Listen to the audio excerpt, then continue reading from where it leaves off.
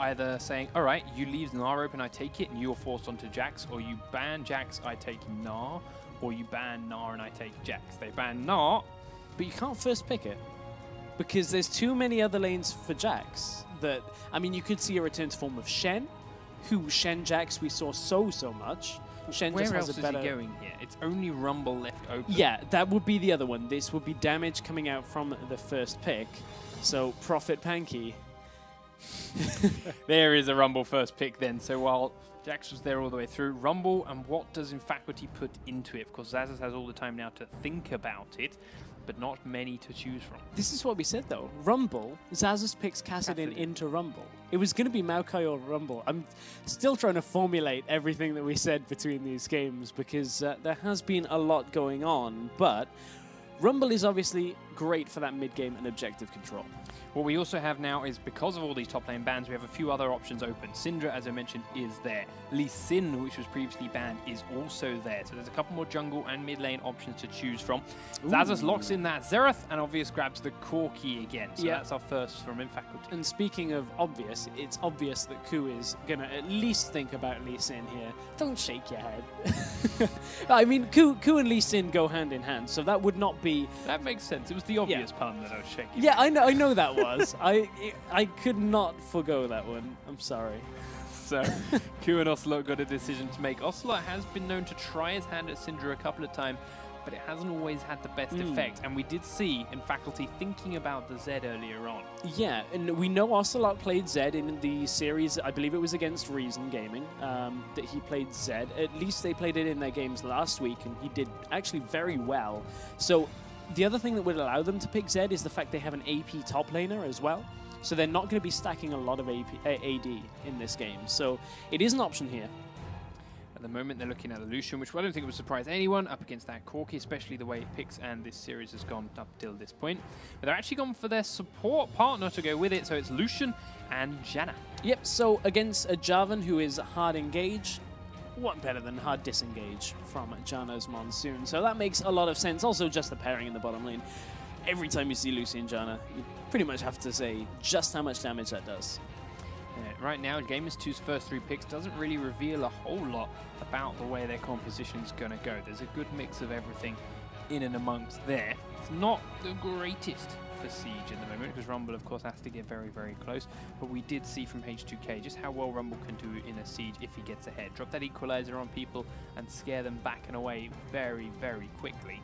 But that all depends on getting ahead, which if Xaxus's KaSing into Rumble pick goes the way he wants it to, could be a challenge for Jwaow. This is something that you mentioned last week when we saw in Faculty play. It's a bait out that Faculty want if they go KaSing into Maokai or KaSing into Rumble, or KaSing into Lysandra was the other option. But he's actually switched it away at the last second to go with the Sona and an Aatrox. Okay, so this basically says that Xaxus knows that everybody's going to assume he's playing KaSing, so Aatrox is a champion that very few top laners still play, because he's very difficult to get going, but keep in mind he has that revive passive, and that against a Rumble is actually pretty good, because you just survive through all of his damage, he goes into overheat, and can't really do too much against you when you come back. So, there is the potential jungle for Ku that you toyed about earlier. Ku is famous for that Lee Sin. Gamers2 are thinking on it. But if those two get locked in, right now I see middle game and I see nothing late. So if this game does go as long as its second one did, Gamers2 are in serious trouble even before Faculty grabbed that last pick option. If Ocelote goes with this LeBlanc too, we're looking at a dangerous blind pick option, so they do have to be very careful, and they swap it away at the last second to go with a Zed. So Zed Lee Sin are our last two Gamers2 picks. I mean, the counter we saw to Zed at Worlds would have been Talon.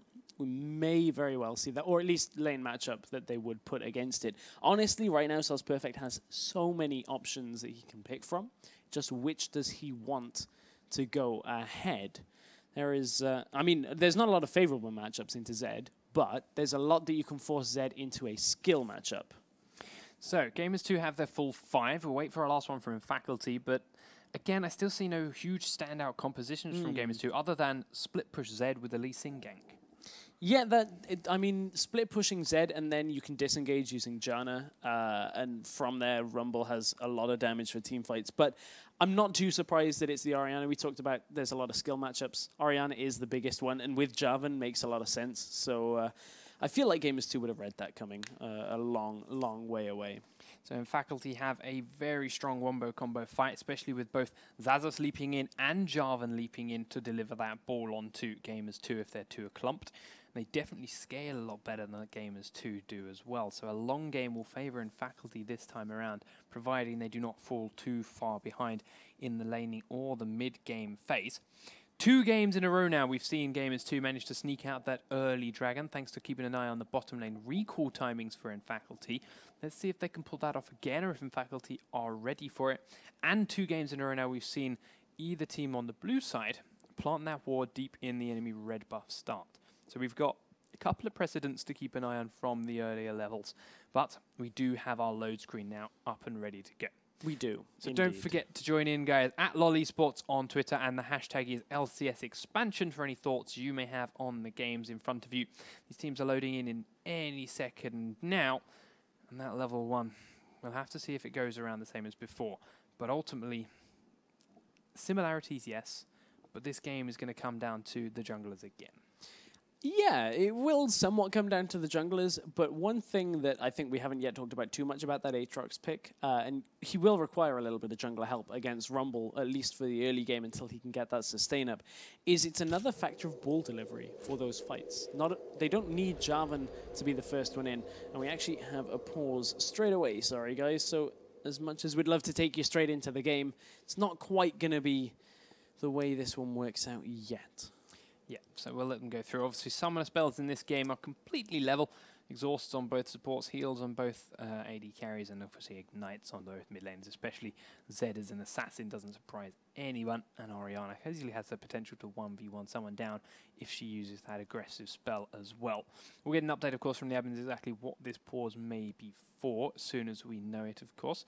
So we'll give you that news when we can figure it out. Yeah, there's a very interesting discussion, actually, of what ability or what summoner ability you should take against a Zed, because there's all the way back during the time when everybody was taking heal in the middle lane, which you don't see all so much now.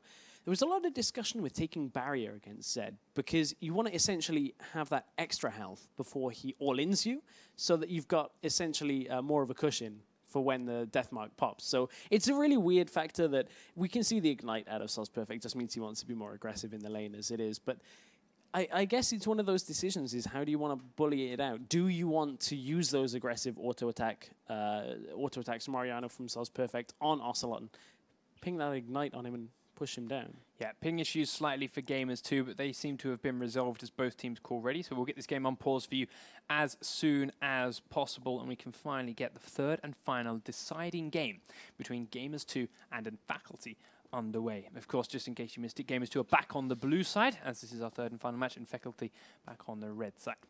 Winner has to face H2K next week. Yep. Well, no, next week, sorry. Next time around in the offline rounds at IEM Cologne. But there it is on your screens. Red team now is in Faculty top right-hand corner, and Gamers 2 are blue team in the bottom left as things go underway.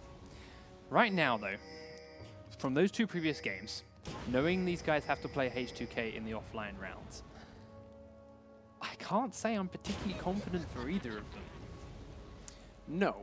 I kind of would say the same. H2K looked very, very good yesterday. They did. They looked so good they won a best of 3 in one game. Because unfortunately, Gilius's computer wasn't playing ball yesterday, which we do, once again, apologize for, but that was out of our control. However, this game is our focus.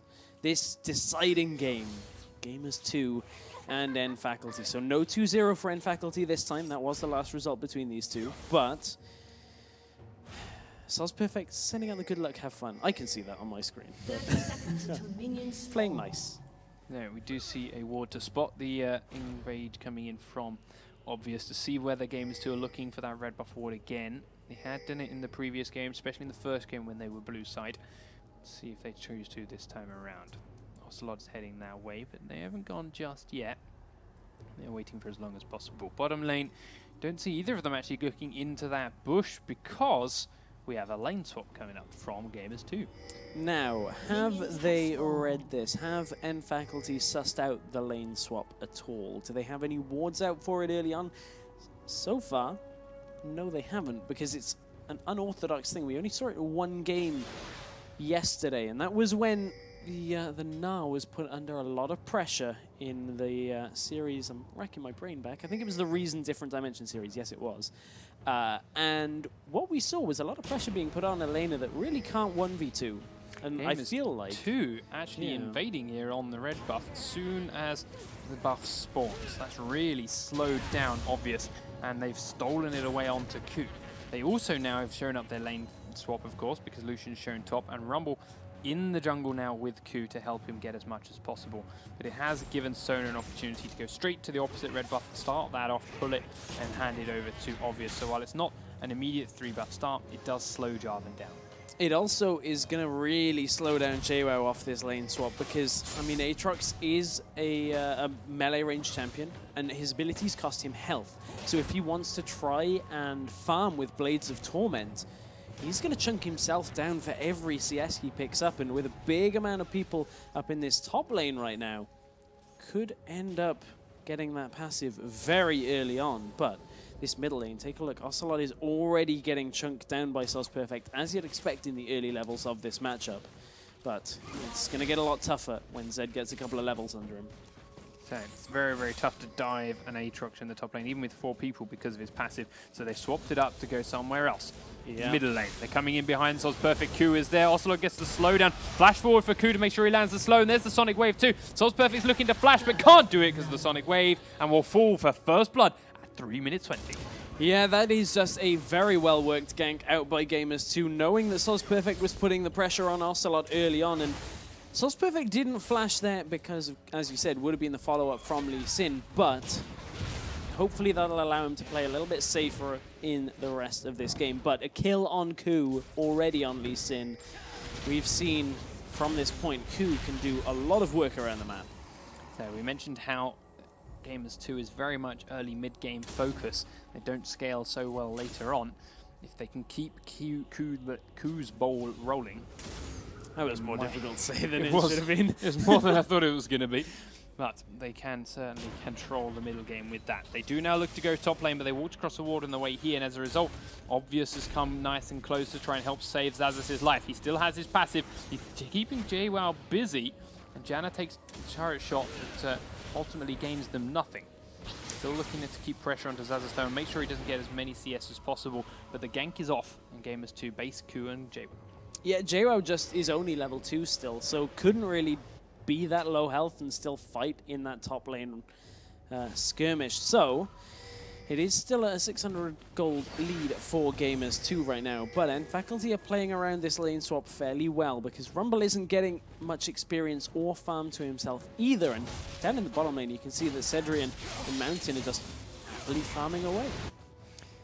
Happily just farming for free. 33 CS now up onto Sedrion.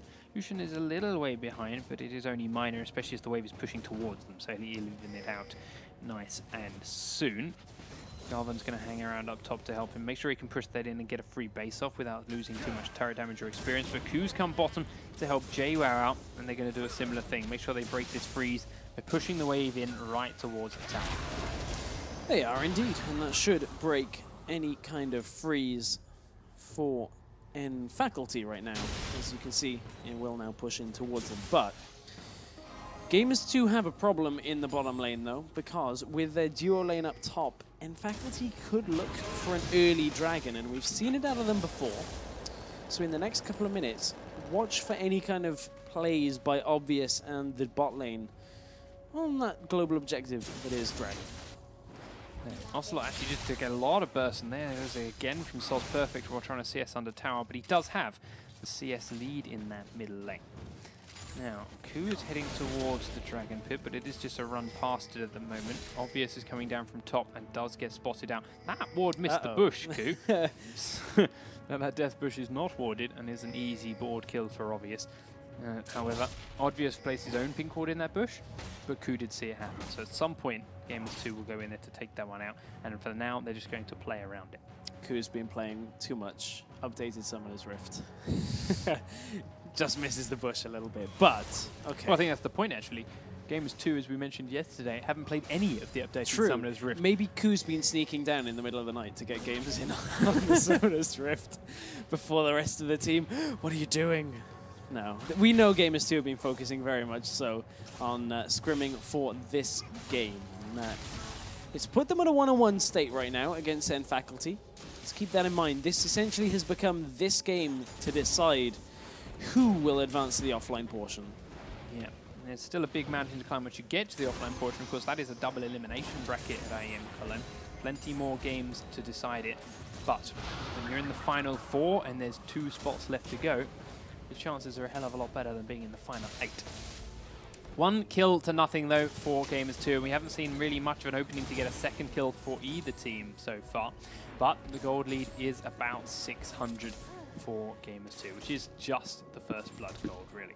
They haven't done anything more to stretch it out. Ocelote still has a slight gold CS lead, in the middle lane, and he's going to do all he can to keep that now that he's bought a Cutlass. We do see the top lane as being very, very close. Of course, they've been lane swapped for the majority of it, and there is still a minor lead for Corki down in the bottom lane. But he hasn't had a time to go back yet, and the problem with that is, as soon as Corki backs away, Sedrion essentially gives up the map control that having this duo lane in the bottom lane actually gives them. So you could see Gamers 2 very quickly turn to Dragon if Sedrion does back away. And item-wise, he's far behind just because he's had to sit in this lane. He's sat on 2,000 gold right now. And the difference between obviously having an item like the makings of your Trinity Force and not having it in the first Dragon fight is going to be crucial for N Faculty. It is exactly what we saw Gamers 2 do in the last 2 games. As soon as they saw Sedrion and Mountain back, they went and took the Dragon.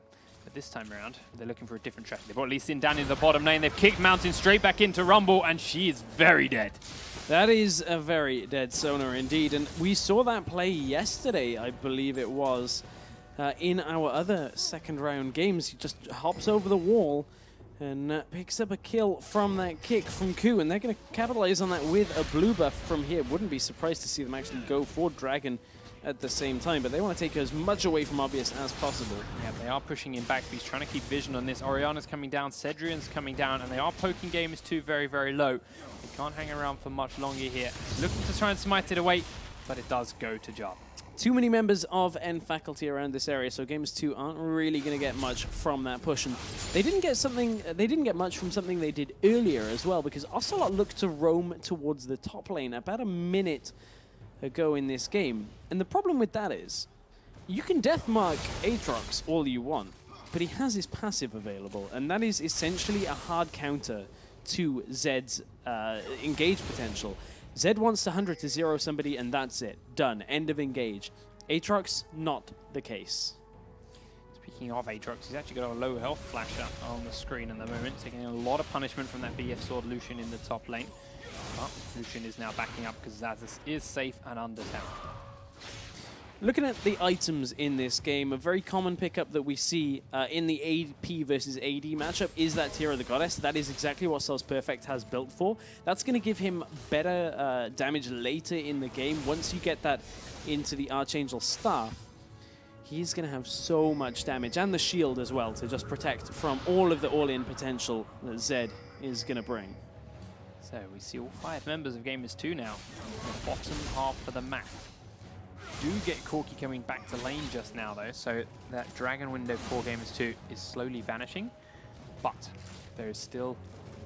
Actually, it didn't flash. Mountain didn't flash in that bottom lane, so I was going to say there's still a lacking summoner, but it doesn't matter.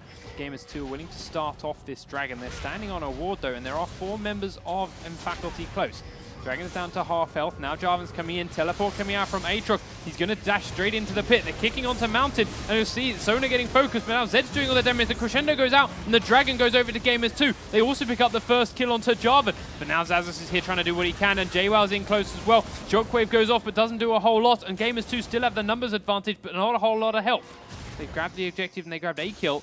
Now they've decided it's time to back away. Yeah, that would be the smart plan here, would be to back away, because they don't want to get caught by any kind of counter engage. But in that fight. Jarvan died before he even got his Cataclysm off, but it was after the dragon went down anyway, so it really just did not work out there for N Faculty, and there's just too much damage during that fight from Jwaow coming out. He put the Equalizer down. Yes, he's only got a Seeker's Arm Guard, which is a bit different from the Haunting guys that you'd normally see for extra penetration, but he still is going to have a fair amount of damage right now.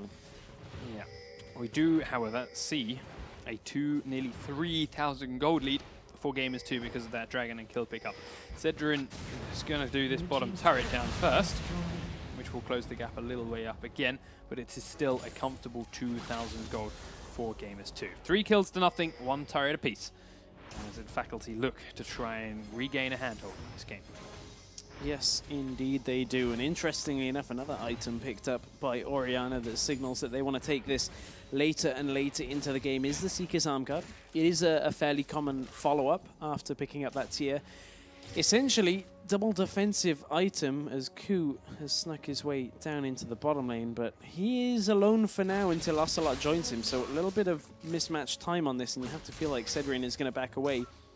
But honestly, Ku and Ocelote have so much kill potential right now that Sedrion is in a lot of trouble. He's staying close, not if he does that. They do check the bush with his clairvoyant trinket. They also had Sona down nearby. And speaking of junglers sneaking into bushes, top lane, Obvious, has snuck very sneaky into that bush. Complete opposite of Obvious as we stand.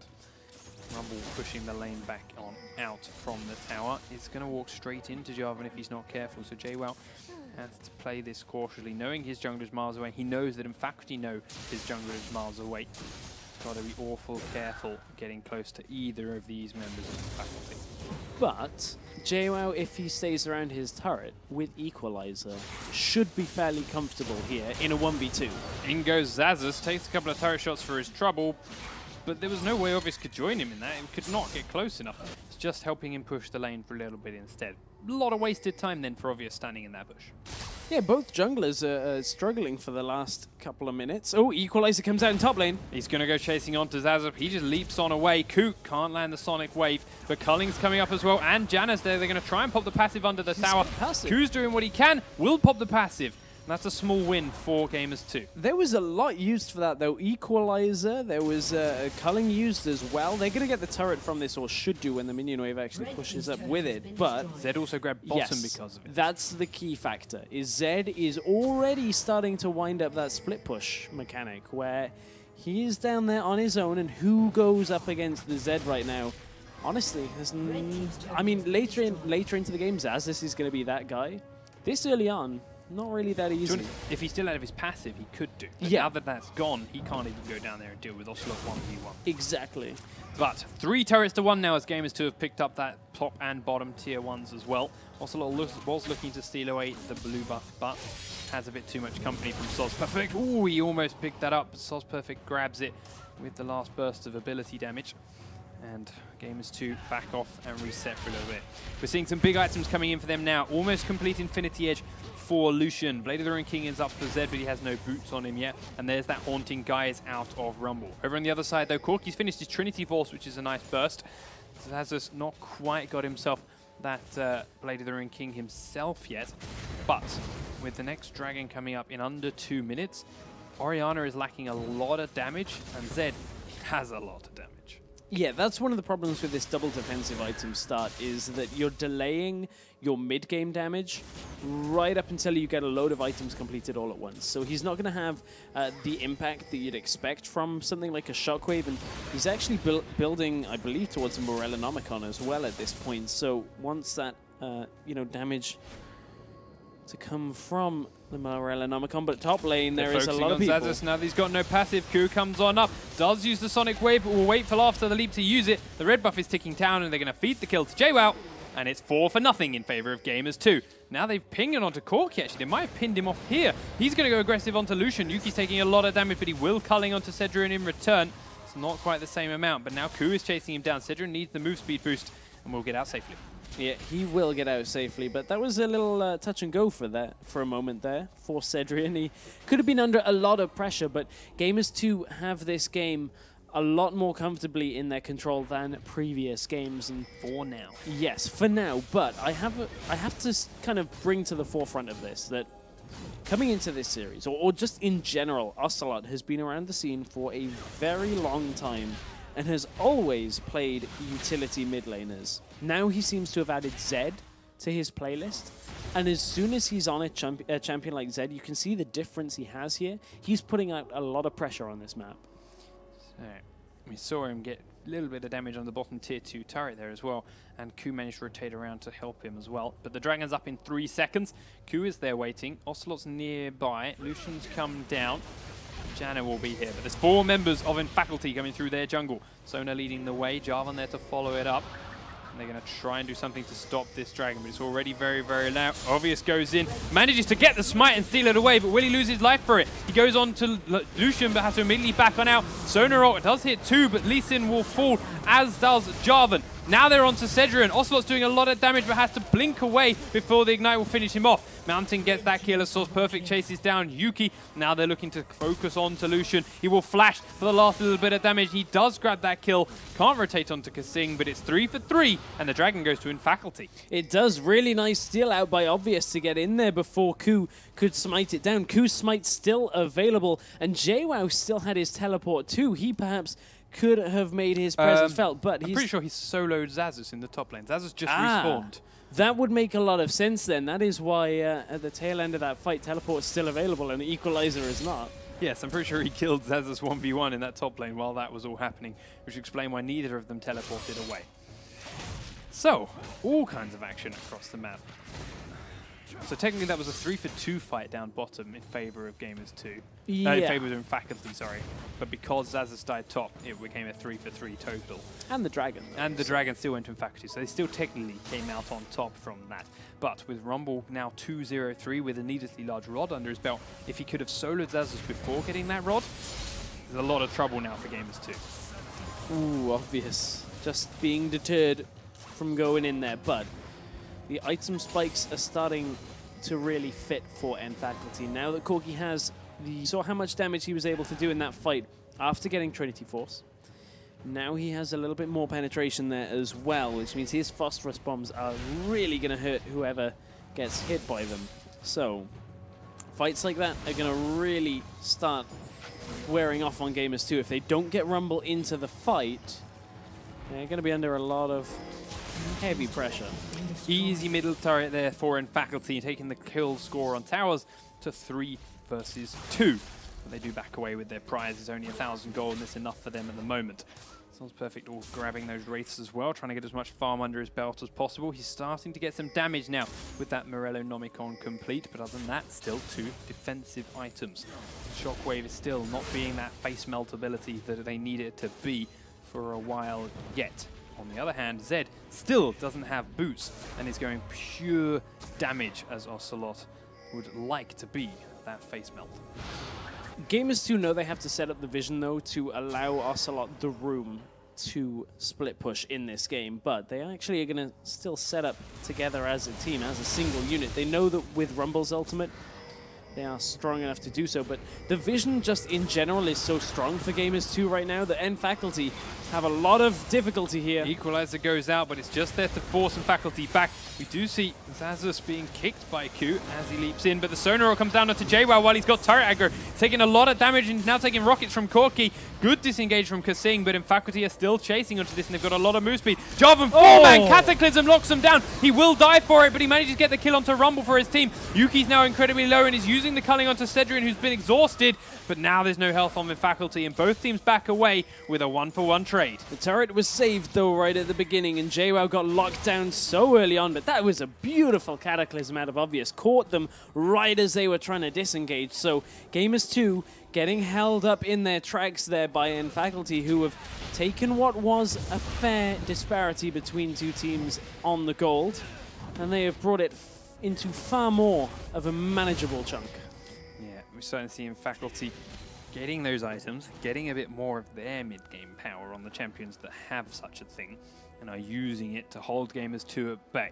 Gamers 2 need to use this power they've got a little bit more wisely to make sure they do not late too late and lose out on the game, going to about 45 minutes.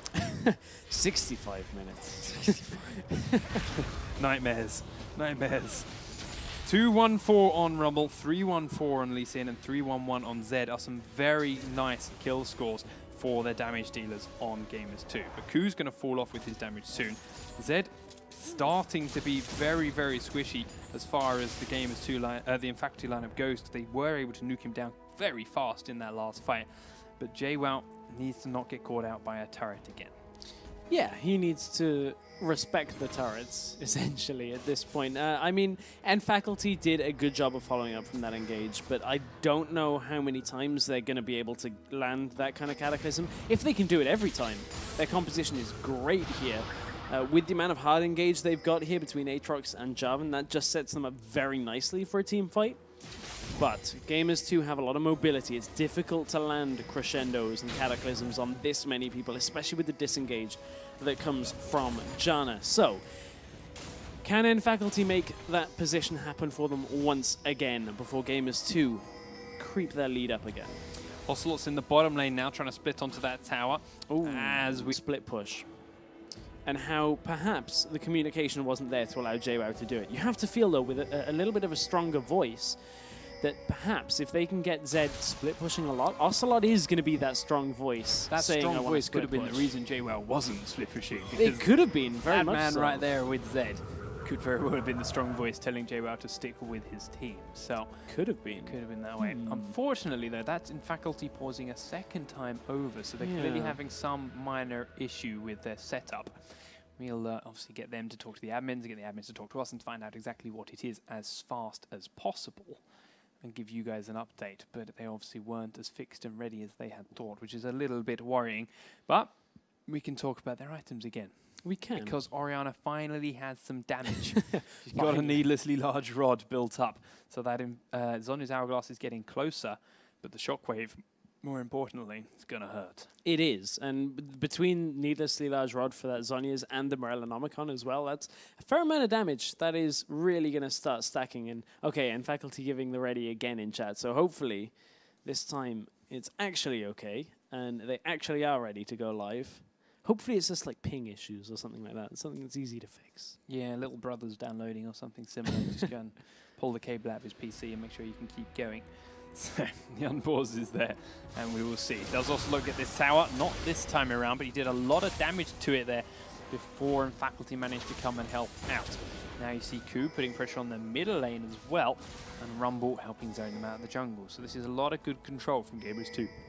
Yeah, it is a fair amount of control. And taking a look again at items, Xaxus has picked himself up a Negatron Cloak.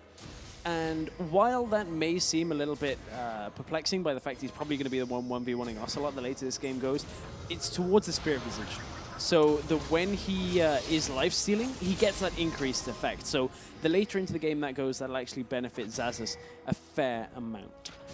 Dragon just spawned. We do now see Gamers 2 already on it, doing a lot of damage to it as fast as possible with Jwaow tanking. And it doesn't look like, in fact, that you're going to get close enough this time to do anything about it. Gamers 2 managed to secure it. Now they're chasing in Faculty towards the middle lane. The Equalizer goes out. Doesn't actually land on many people at all, but does tick on SozPurefect a little. Ocelote goes deep in the Shockwave, goes straight off on top of him, but he dodges away from it. Has been exhausted though. Obvious is low, but Ocelote will fall first. Now Ku's going to drop down, and no one on Faculty is dead. They flash forward onto Jwaow to do everything they can, and they will finish him off as 3 kills from Faculty make them turn immediately for Baron. Big crescendo there out of Mountain, and he caught Ku and Ocelote at the same time. Those are 2 very tricky people to lock down, but with them off the board, the rest of the fight is pretty much child's play for Faculty, and that is a massive gold difference now. Well, I say gold difference. It's going to be a massive... you know what I mean. They've got a 3-for-nothing fight for Faculty. They grab the Baron and switch onto KaSing and Yuki. He does use the Monsoon to get back, but Sedrion's going to keep chasing Yuki forward. Got the move speed boost from Orianna. Will pick up the kill onto Lucian, and it's a rampage for Sedrion. Momentum was the word I was looking for. Got it. The momentum they're going to get from the Baron. I know, it's been a long day with that 65-minute game already, but they're not done yet. They're pushing top lane. This is what in Faculty we saw them do perfectly in the first game and must have done in the last series too. After grabbing 1 or 2 kills in a fight, 3 for this one. They get a Baron and a Dragon. They go for objectives straight away, and this is why their objective count from last week was so incredibly high. Now, they are 3 for 3 on turrets here with Gamers2. 8 to 8 in kills, and a 2,000 gold lead now finally in Faculty's favor while they wear this Baron buff for the next 4 minutes.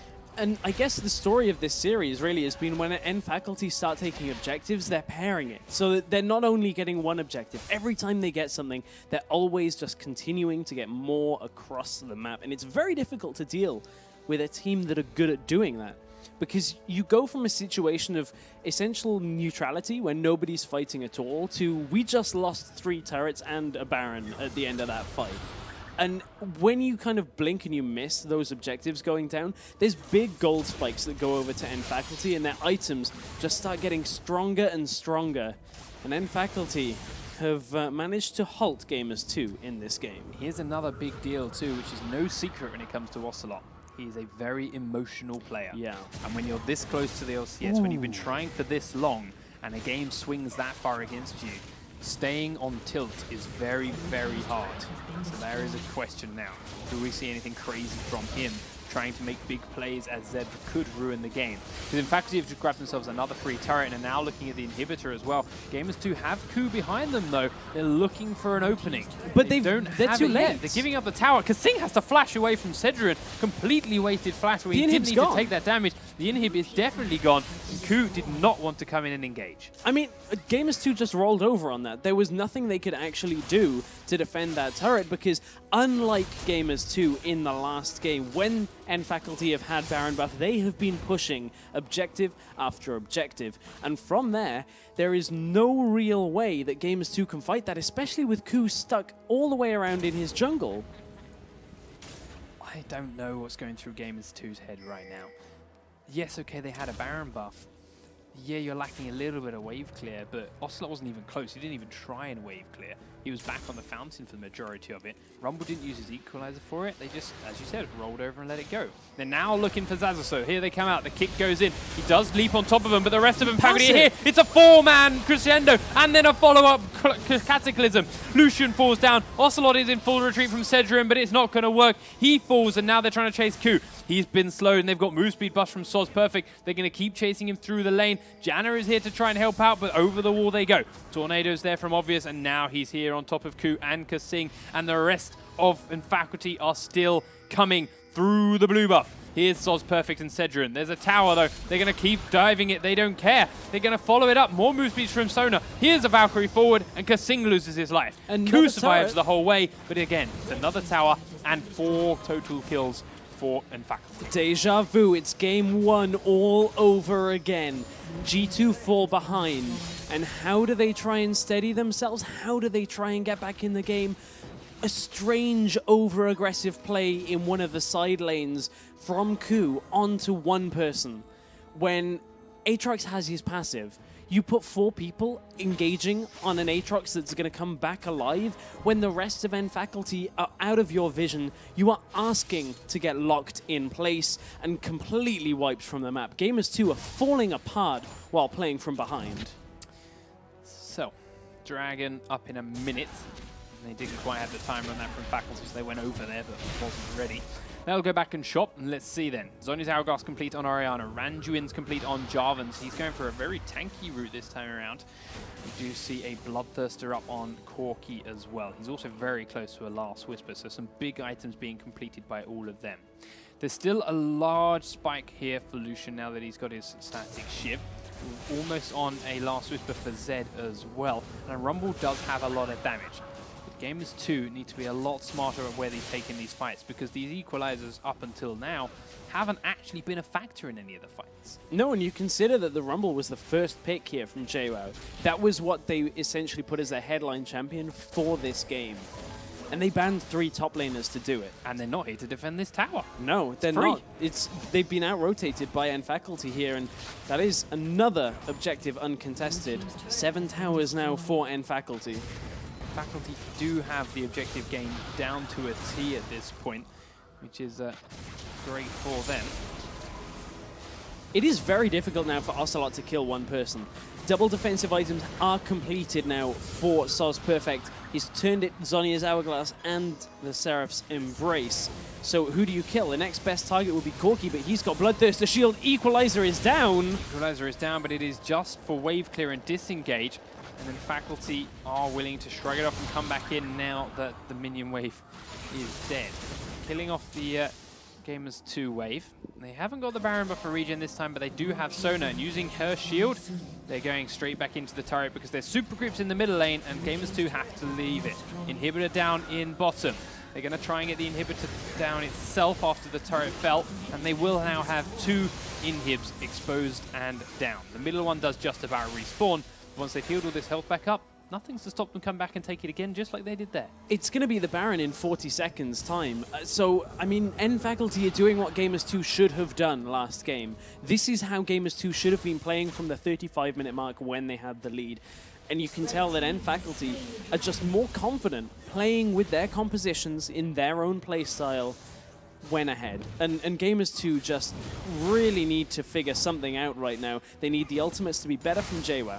So that's the key thing, when they're ahead. Yeah. In Faculty last game when they were behind, we're a little bit more unsure on what the hell to do with that. Yes, the comp that Gamers 2 had made it very hard for them as well, but they certainly didn't have this clear, decisive decision-making they're having right now. When they're ahead, though, they know exactly where they should be and what they should be doing.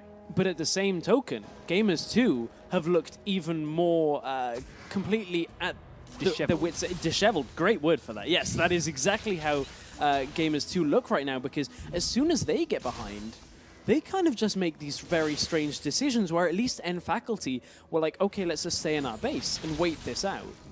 They also making a great decision here not going for that Baron. Because they've got exposed inhibitors, because they've got super creeps bottom, they know they don't need to risk it, they don't need to go into that pit and have Gamers 2 come in and equalize on top of them or steal it away or anything like that. Take yourselves a free inhibitor, put even more pressure down onto the map. You force the culling out, tank it up and shrug it off thanks to Sona heals, and with Ku behind them and Ocelote behind them, they know it's there this time. So they are just slowly easing their way in and taking this inhibitor down. They've got to be careful of Jwaow though, he will use that equalizer. And they're in a tough spot here because it could cut people off. But inhibitor has gone down. And as you'd expect, they pull back away from the base. There's nothing more for them there. They also have a massive wave of super creeps coming bottom too, so they know they can go to Baron here, and Gamers 2 have to send at least one person towards the bottom lane and to deal with it.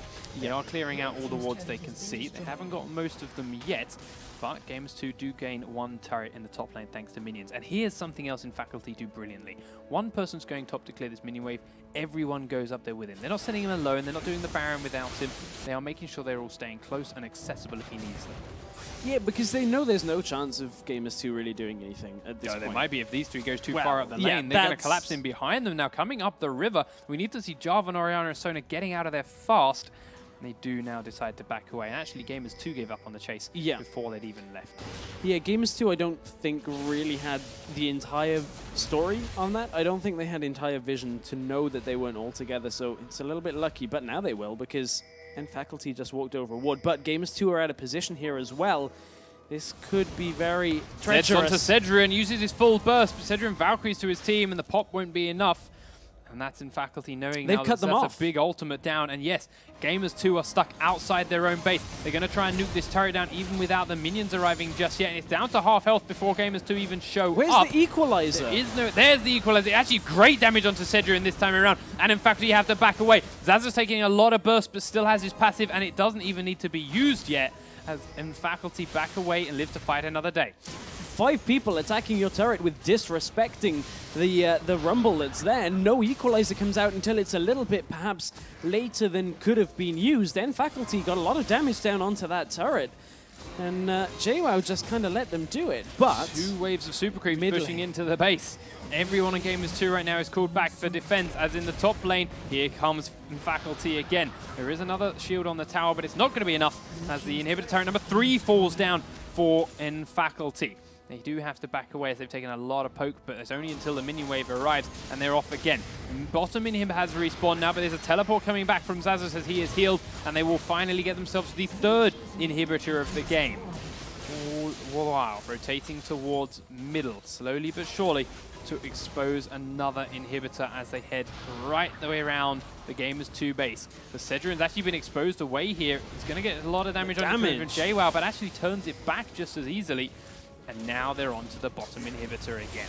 It is Super so creeps difficult. coming in every way, but it's down to half health. Gamers 2 need to find an opening, but the equalizer is still not back up yet. And now with all three inhibitors dead, Faculty is going to turn and run away. Ku's looking for an opening, will kick Sedrion in, but he Valkyrie's back. Equalizer hits lots, but so many people are caught in that shockwave. The Cataclysm catches all three members of Gamers 2. They will kill Rumble, and still no casualties for Faculty, even though Corki's incredibly low. Ocelote pops the passive onto Xaxus, but a flash forward will kill him off. Now Yuki and KaSing are the last two up. SozPurefect, Zhonya's under the Nexus turret, but the super creeps are there, and now there's still no one dead on Faculty. Gamers 2 have two members up to defend it, but it's a mountain of a task. Yuki's going to get knocked up by Obvious. There's Mountain, in fact, trying to grab their kill. Corki picks it up. One Nexus turret falls. Second Nexus turret has no chance. KaSing can't defend this, and Faculty will take this series 2-1 and move on forward to be the offline rounds in IEM Cologne.